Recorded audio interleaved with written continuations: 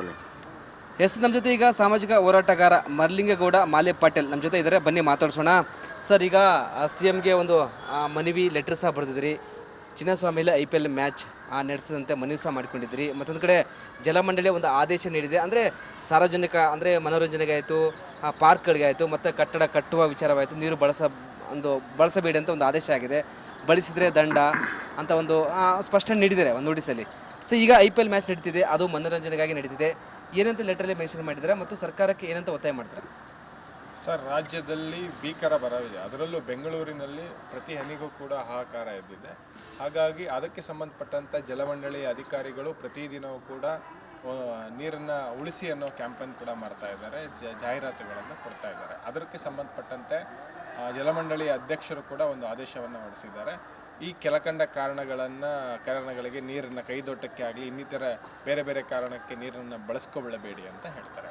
But ಬೆಂಗಳೂರಿನಲ್ಲಿ March 22ರಿಂದ IPL ಮ್ಯಾಚ್ಗಳು ಶುರು ಆಗ್ತಾ ಇದ್ದಾವೆ.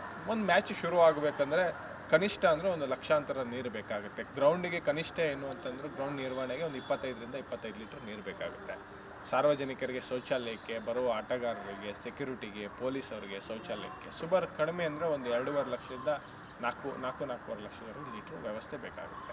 ಇಂಥ ಪರಿಸ್ಥಿತಿಯಲ್ಲಿ ಇವರು IPLನ ನಡೆಸೋದಕ್ಕೆ ಏನಾದರೂ ಬಿಟ್ಟರೆ ಅದರಂಥ ದುರ್ವ್ಯವಸ್ಥೆ ಇನ್ನೆಲ್ಲೂ ಹುಟ್ಟೋದಿಲ್ಲ, ಅದು ನಿರ್ಮಾಣ ಆಗೋದಿಲ್ಲ. ಸಾರ್ವಜನಿಕರಿಗೆ ಒಂದು ನ್ಯಾಯ, ಕ್ರಿಕೆಟ್ನ ಮನೋರಂಜನೆ ಮಾಡೋರಿಗೆ ನೀವು ನೀರನ್ನ ಹೇಗೆ ಬೇಕಾಗಿ ಉಪಯೋಗಿಸ್ಕೊಳ್ಬೇಕು ಅನ್ನೋದನ್ನು ಬಿಟ್ಟುಬಿಟ್ರೆ ಅದು ದುರಾಡಳಿತ ಆಗೋಗುತ್ತೆ. ಹಾಗಾಗಿ ನಾನು ಮಾನ್ಯ ಮುಖ್ಯಮಂತ್ರಿಗೂ ಮತ್ತು ಚೇರ್ಮನ್ಗೂ ಕೂಡ ಲೆಟ್ರಲ್ಲಿ ಏನಂತ ಬರೆದ್ರೆ, ಏನಂತ ಮೆನ್ಷನ್ ಮಾಡಿದ್ರೆ ಅಂತ, ಸ್ಥಳವನ್ನು ಪರಿಶೀಲನೆ ಮಾಡಿ ಆ ಗ್ರೌಂಡ್ನ ನಿಮ್ಮ ವಶಕ್ಕೆ ಪಡೀರಿ.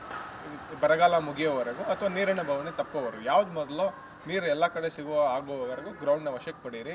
ಅಲ್ಲಿ ಬಳಸುವಂಥ ನೀರನ್ನ ಸುತ್ತಮುತ್ತಲಿರುವಂಥ ಪ್ರದೇಶದ ಜನರಿಗೆ ಉಚಿತವಾಗಿ ಕೊಡಿ. ಈ ಒಂದು ಮ್ಯಾಚ್ ನಡೆಸೋದ್ರಿಂದ ಯಾರಿಗೂ ಕೂಡ ಏನು ಅಂಥ ದೊಡ್ಡ ಬದಲಾವಣೆ ಆಗೋದಿಲ್ಲ ಜೀವನದಲ್ಲಿ.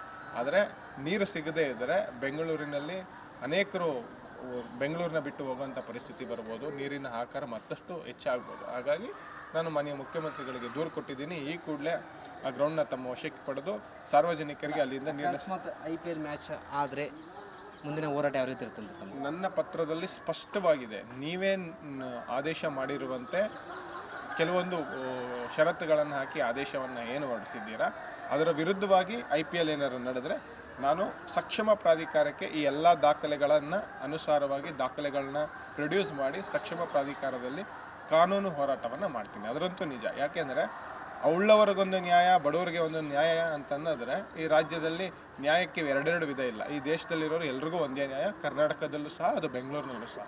ಹಾಗಾಗಿ ಇದಕ್ಕೆ ಅವಕಾಶ ಮಾಡಿಕೊಡಬೇಡಿ.